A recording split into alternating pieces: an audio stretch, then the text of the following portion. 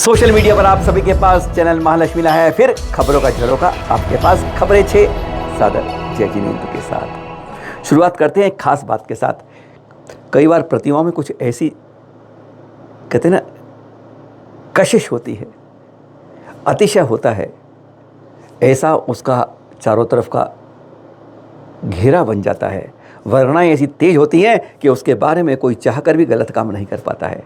ये देखना भी प्रतिमा चंदा प्रभु प्रतिमा पद्मासन श्वेत रंग की, आज से 800-900 वर्ष प्राचीन है। इस पर लिखा हो 1261 संवत की प्रतिमा है। सोच लीजिए इतनी प्राचीन है। यह प्रतिमा ऐसी खास है कि जहाँ मंदिर में विराजमान है वहाँ पर कभी दिन में ताला नहीं लगता। आमतौर पर हमारे मंदिरों में 12 बजे लगकर 4 बजे खुलते हैं, जगह जगह पर कई जगह विस्तृत है सुविधा, लेकिन यहाँ दिन में सुबह जब खुलता है तो रात को ही बंद होता है। और इसके बारे में चौकीदार खड़ा नहीं होता है, कहते हैं प्रतिमा ही उस मंदिर की चौकीदारी कर लेती है। जी हाँ, मंदिर की चौकीदारी प्रतिमा कर लेती है। वैसे चोर भी कम नहीं होते हैं, कहीं ना कहीं लालच की जीभ ऐसी होती है कि चोरी करने पहुंच जाते। तो यह प्रतिमा ऐसी है, एक नहीं, दो नहीं, 3 बार पिछले 150-200 सालों के अंदर चोरी हो चुकी है इसकी। लेकिन क्या मजाल कि चोर अपने घर पे इसको रख पाए, हाथ जोड़ के पकड़ते, सर पकड़ के कहते लंबा लेट कर वापिस रख के जाता है जहाँ से मंदिर के दरवाजे पर। इतना अनिष्ट हो जाता है जब कोई इस पर गलत तरीके से नजर रखता है। मंदिरों में ये बस संकेत देती है, जब भी जाएं तो अपनी भावनाएं अच्छी रखें, अपने प्रति, दूसरे के प्रति, सबके प्रति। नहीं तो यह मत सोचिएगा कि आपने जाके मंदिर में जाके कोई पुण्य का अर्जन किया है। ऐसी प्रतिमाएं साफ बता देती हैं कि हम जो बता देते हैं पुण्य नहीं या पाप का भी कहीं अर्जन करके जाते हो अगर विचार गलत होते हैं। एक अद्भुत प्रतिमा कहाँ की, आप ये सोचेंगे बड़े, ये तो बताया ही नहीं, प्रतिमा दिखा दी, मंदिर दिखाया नहीं, आज सिर्फ प्रतिमा दिखा रहे हैं। उत्तर प्रदेश के शामली, जी हाँ समझ गए ना, शामली जिले के अंदर एलम क्षेत्र के अंदर है ये, जहाँ पर यह मंदिर है और उसके अंदर यह मूल वेदी है प्रतिमा 8वें तीर्थंकर चंदा प्रभु की, जहाँ पर ताला नहीं लगता दिन के अंदर। और चोर की मजाल कि अगर रखा 24 घंटे में दे, नहीं तो उसके परिवार में तबाही दिखाई देती है। शुरुआत इसी से करते हैं, फिर आते हैं दूसरी खबर। चलिए दर्शन करते हैं दूसरे इस निर्वाण भूमि, खास भूमि के। मत करिए, बस चित्रों में कर लीजिए, क्योंकि ये निर्वाण भूमि अब आपको पुकारेगी नहीं। आज 22वें तीर्थंकर का नेमिनाथ के ज्ञान कल्याणक, तो कईयों ने आज पूजा पड़ी होगी, कईयों ने ज्ञान कल्याण का अर्घ चढ़ाया होगा, पर बस इतना ही समझ लीजिए ना, आपका अधिकार अब नेमिनाथ भगवान पर रहा नहीं रहा होगा।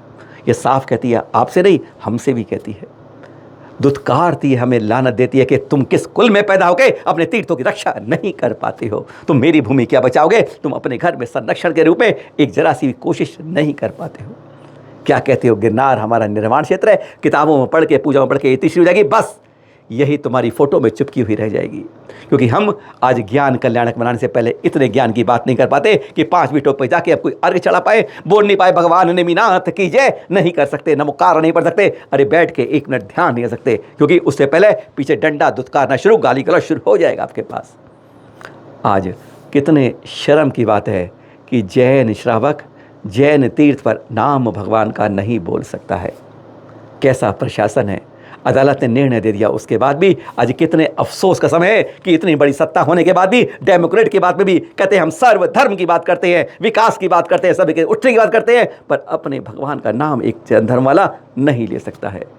कितने शर्म की बात है। ज्ञान कल्याण का दिन आज बस यही बता रहा है, जाग जाओ, अगर तीर्थ को बचा लेते हो तो बहुत अच्छा है। एक बार नहीं, रोज आना। वैसे आने वाले भी नहीं आते हैं, कुछ आ रहे हैं, उनकी बात भी सुनाते हैं, चलिए वह सुनते हैं हम।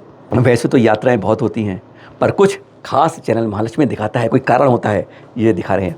आचार्य श्री सौभाग्य सागर जी की प्रेरणा से 25 से 30 जनवरी अगले साल गिरनार जी जा रहे हैं लोग, उसका ये आमंत्रण है। टिकट रखिए 6500 रुपये की। विज्ञापन कर रहे हैं क्या हम? नहीं, इसमें खास बात है कुछ। अभी तक तो हमने सुना है कोई बुजुर्गों को, कोई पहली बार जाते हैं उनको यात्राएं निःशुल्क कराता है, लेकिन यहाँ पर एक गज़ब की बात है कि 40 साल के युवाओं तक के लिए टिकट जो खर्चा है वह 4500 रखा है गिरनार जी के लिए। एक हैरानगी की बात कि युवाओं के लिए कम रखा है, सिर्फ इसलिए रखा है जब हमने पता किया उद्देश्य कि जिससे युवाओं को अभी उनके अंदर भावना आ जाए कि हमें तीर्थों पर जाना चाहिए, उनकी सुरक्षा के लिए, संरक्षण के लिए सबसे बड़ी मददगार जो अगर हथियार है वह तो हमारे युवा है, वही फौज काम आएगी। इसलिए युवाओं को आकर्षित करने के लिए यहाँ पर वैसे 6500 रुपये रखा है, पर युवाओं के लिए 4500 रुपये है ना, एक अनोखी बात यही तो। वैसे आपको बता दें, इंदौर से टीम चल चुके हैं 250 के लगभग लोग, युवाओं, महिलाएं, बच्चे भी गिरनार की यात्रा के लिए। जब तीर्थों पर जाते हैं तो कुछ ऐसे तीर्थों पर जरूर जाएं जहाँ के बारे में कहते हैं जहाँ तक हमारी गिनती नहीं होगी तो हमारा वर्चस्व वहाँ पर नहीं रह पाएगा। तीर्थ अपना है, अधिकार दूसरे कर लेते। जूनागढ़ की एक और बात कर लें आपसे गिरनार जी की। हाँ, एक तीर्थ के दर्शन होते हैं और दूसरे ऐसे कल्याणकारी कार्यक्रम होते हैं। तरुण मित्र परिषद अपना 55वां कैंप लगा रही है यहाँ पर। 6 अक्टूबर को यहाँ पर पहले टेस्टिंग के लिए आएंगे। जब किसी को अंग निकल जाते हैं ना, दुर्घटना में या बचपन में या पोलियो में किसी कारण से, और फिर उसे जब कृत्रिम अंग मिल के एक नया जीवन मिलता है तो कहते हुए कितनी दुआएं देता होगा। और इस तरह का एक पहला अनोखा कैंप तरुण में लगा रहा है यहाँ पर, जिससे जैन अजैन का भेद नहीं है। वहाँ के लोगों के लिए जो इतने सुविधा संपन्न नहीं है कि अपने कृत्रिम अंग के लिए खर्च कर सके, किसी को ट्राईसाइकिल, किसी को हाथ, किसी को पैर, किसी का मोती, बहुत कुछ करते हैं। और यह उसका 6 अक्टूबर को वहाँ पर उनकी जानकारी ली जाएगी जूनागढ़ के आसपास के क्षेत्रों में, और उनके लिए 26 अक्टूबर को एक विशाल कैंप का आयोजन किया जाएगा। यह है जैनों के कल्याणकारी कार्यक्रम जो उन लोगों तक पहुंचते हैं जिनकी दुआएं कहीं ना कहीं कभी काम कर जाती हैं। इस तरह के कार्यक्रम बहुत कल्याण जो होते हैं वह अधिक ज़्यादा प्रभावशाली होते हैं। हमें इस तरह के कार्यक्रम के बारे में ज़रूर चिंतन करना चाहिए, है ना। आश्रम हॉस्पिटल जो बताया था मुरादनगर के अंदर, जैसे वहाँ की किरण दिखाई थी, ऐसे ये भी किरणें संजोते रहते हैं अपने कैंपों के द्वारा। ये देख रहे हैं सुमति धाम इंदौर का दृश्य आप। इसी साल शुरू में आचार्य विष्णु सागर जी के में का सानिध्य बहुत गजब का पंचकरण हुआ था, और यहीं पर अब उनको नंदिनी में विराजमान है, सब चतुर्मास चल रहा है। वहाँ से इंदौर आएंगे, विभिन्न जगहों पर पंचकरण करते करते 27 अप्रैल से 2 मई, ये तारीख आप भी नोट कर लीजिएगा। कहते हैं यहाँ पर 1 लाख भक्त होंगे जिनके सानिध्य में, जिनके कहते हैं उनकी भक्ति में 27 अप्रैल से 2 मई 5 दिवसीय कार्यक्रम नहीं 6 दिवसीय कार्यक्रम होगा। 27 को प्रवेश होगा।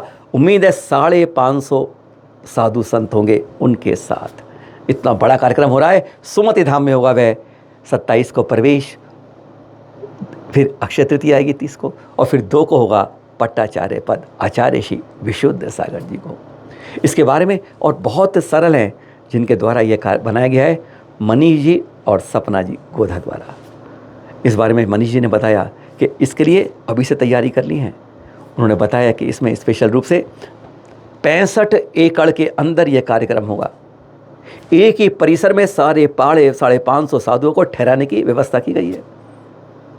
12 एकड़ व्यवस्था उनके लिए करी गई है, पार्किंग के लिए आपके लिए 6 एकड़ में शुद्धि की व्यवस्था की गई है, और एक ही जगह पर 3 पंडाल इस लगाए हैं जहां पर 360 चौकों की एक साथ व्यवस्था होगी। ऐसी गजब की बातें में बताया मनीष गोंदा जी ने। सुनिए जरा उनके क्या विचार है कि कैसे ये आयोजन होगा, जो एक प्रकार से अब न भूतो नहीं भविष्यति में फिर हो सकता है।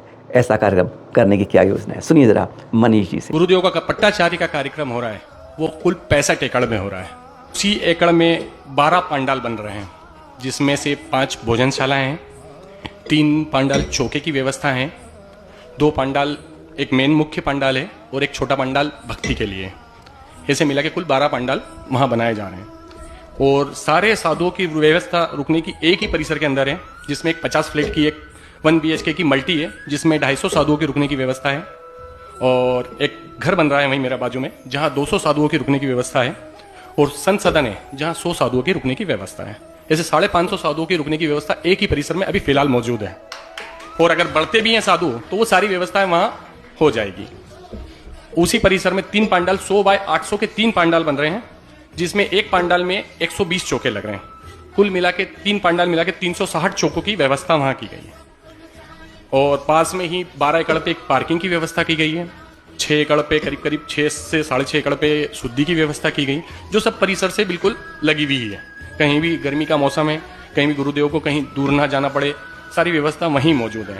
जहाँ गेट से एंट्री है वहीं से, मतलब गर्मी का मौसम है पूरा, ऐसी व्यवस्था है कि किसी को गर्मी ना लगे। पूरा अभी सारा जो तैयारी चल रही है वो उसी हिसाब से चल रही है। हाँ, ये सुमति धाम, सपना जी ने बताया इस बारे में कि अब यह मनीष सपना का नाम लेना छोड़ दीजिए, यह गुरु भक्त परिवार का सुमति धाम नाम के से ही रहेगा। अब और नाम मत लीजिए, ना व्यक्ति का, ना किसी और संगठन समिति का, बस बहुत अच्छी बात, कितने सरल स्वभावी हैं दोनों, जिन्होंने अभूतपूर्व पंचकला करवाया और अभूतपूर्व पट्टाचार्य का कार्यक्रम कराएंगे 27 अप्रैल से। सुनिए उनके सरल विचारों में जाते जाते उनकी क्या भावना है, और सचमुच अच्छी भावना है। सुनिए जरा। अब इस कार्यक्रम को हम मनीष सपना गोधा सुमति धाम का ना रखते हुए पूरा गुरु भक्त परिवार का कार्यक्रम आज से घोषित करते हैं। मेरा बहुत विशेष निवेदन सबसे रहेगा कि आज से कहीं पर भी हम दोनों का नाम लेते हुए नहीं, हम सिर्फ सुमति धाम गुरु भक्त परिवार कहलाकर ही काम करें। जब भी हम काम करेंगे हम यही शब्द का प्रयोग करेंगे, सुमति धाम गुरु भक्त परिवार। कोई व्यक्ति विशेष इस कार्यक्रम को होस्ट नहीं करेगा। जगह सुमति धाम है और काम करने वाले सभी लोग, एक इंसान होगा या 1 लाख लोग जो वहाँ पर गुरुदेव के प्रति अपनी श्रद्धा समर्पित कर रहे हैं, वह सब सुमति धाम भक्त परिवार ही कहलाएगा।